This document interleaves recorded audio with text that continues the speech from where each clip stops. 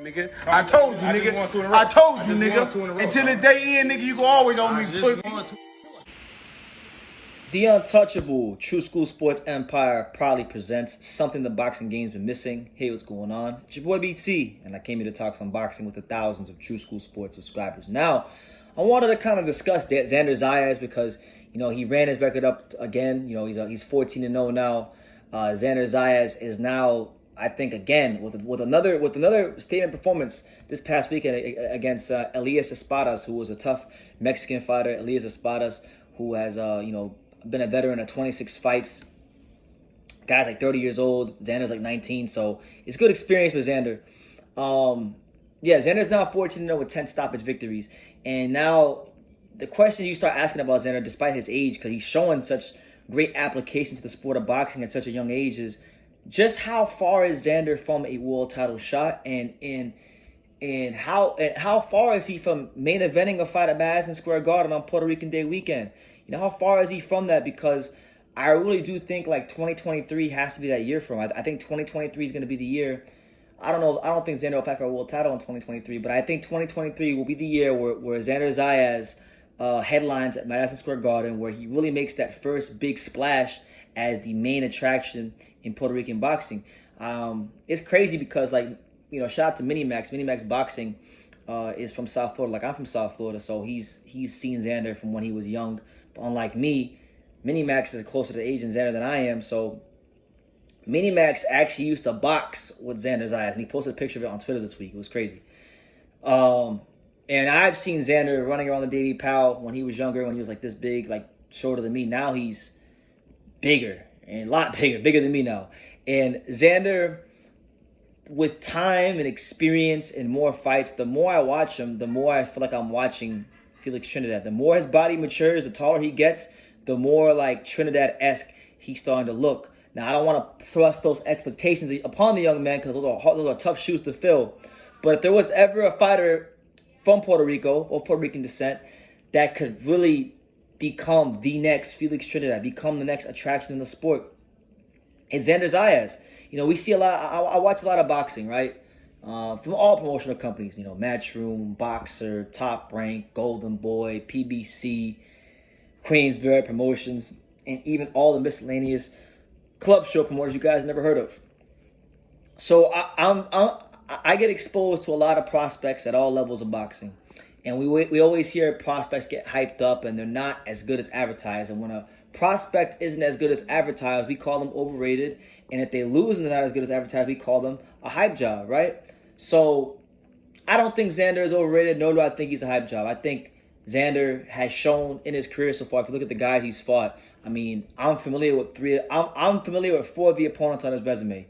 Larry Fryers, club fighter. Xander treated him as such, 3-round stoppage. Jose Luis Sanchez, first fight at 154. A guy that had a tough fight with Adrian Granados at 147. He was coming off of I think it was a win. Might have been a draw, might have been a win. I don't remember if it was a draw or win, but he was it a draw? Let me see. Was it a draw or was it a win? I want to make sure I have these facts in order. It was actually a draw. So Adrian should have won that fight, but fought him in a competitive fight. Adrian Granados is a guy that's mixed it up at the world level of welterweight. So, you know, he brought that experience through Jose Luis Sanchez. Xander beat him easily in a 6-round decision where he really showed his level. Same thing goes for when he fought Quincy Chico Lavalas, a guy that beat Clay Collard, a guy that, fought Mekborn Sanagov, who's ranked top 15 in the WBA rankings.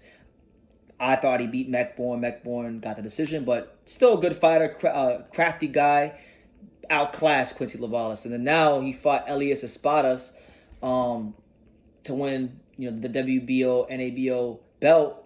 Espadas got dropped in the first round, and Espadas ultimately got stopped in the fifth. And what you saw from Xander was a steady diet of left hooks. What you saw from Xander was hand speed, punch placement.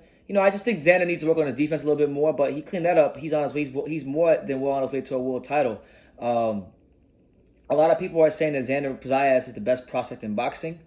I'm not mad at anybody who says that. I still have questions about whether Xander is even the best prospect on Top Rank, because I'll tell you right now, there's a young kid out of Cleveland, Ohio, named Abdullah Mason, who I think may have something to say about Xander being the best prospect in not just top rank, but maybe boxing. That kid is really, really good. And we'll see how he develops. We'll see how he develops. He's fighting his 4th fight August 27th in Minnesota. But yeah, no, Xander, I think is going to headline really soon. Yeah, and I really do think he should be afforded the opportunity to headline, you know, his next fight in Puerto Rico. I think this year should happen because he's been doing things that have been great for his career so far. Now, I'm looking at the rankings for like around his weight class. On BoxRec, he's ranked number 63 on BoxRec right now. Xander Zayas, I think a good fight for him. There's a good fight for Xander. I think 2 good fights for Xander. I think actually, one good fight in particular. I'll say one. I would like to see Xander fight the number 151 ranked guy on BoxRec in Takeshi Inoue. I would love that fight for Xander because Takeshi Inoue is a guy that has mixed it up with 2 big names in boxing. He fought Jaime Munguia and gave Jaime Munguia a very tough fight. And then he fought most recently Tim Tszyu and took Tim Tszyu the distance. So this is a guy that didn't get stopped by Munguia, nor did he get stopped by Tim Tszyu. I would like this fight for Xander because I think Xander is at such a level right now that at 19 years old, he could actually fight a world title challenger like a, Takeshi Inoue and do his thing. And if not Takeshi Inoue, I mean, there's other opportunities for him out there. But I would say that's a fight that I really like looking at the names that I see on BoxRec. So yeah, man, just wanted to get my take on Xander where he's at. I think I'm gonna say it, man. You know what? I'm gonna say it because I think he's special enough. I think he's special enough to live up to the hype. I don't think he's like Edgar Berlanga where he's gonna let the outside things get to him. I genuinely think that Xander Zayas is the next Felix Trinidad. There you have it.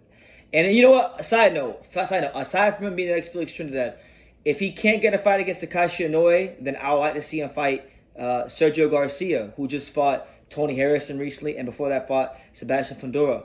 You know, Fundora didn't stop Tony Harrison, and Fundora didn't stop Sergio Garcia, and neither did Tony Harrison. And Sergio Garcia has beaten Ted Cheeseman. He's been European champion, so he's been at a good level. I would like to see that fight. So Sergio Garcia, Takeshi Inoue. I feel like these are the kind of fights that Xander Zayas you're looking at next. But yeah, I'm gonna say this and stand on it, and we'll see how this ages. But Xander Zayas is the next Felix Trinidad. He is the guy that I think will fill the shoes of the next Puerto Rican star that's been empty since Miguel Cotto hung up his gloves and retired from the sport of boxing. So leave your comments down below. Make sure you guys take the time to subscribe. And like I say in every single one of these videos, you can love me or you can hate me. But I'm just a kid from Dania. So until next time, take it right. Thank you for watching True School Sports. No, follow this kid. Oh. He's a true, he's a young, true, passionate person who follows boxing. He wakes up thinking about boxing and he goes to sleep thinking about boxing. This is true. Good kid, good man, and looking forward to seeing him everywhere in the boxing world. Hey man, if you ain't subscribed to True School Sports, you fucking up, man. Make sure you subscribe, bro. Fucking up big time. Make sure, man.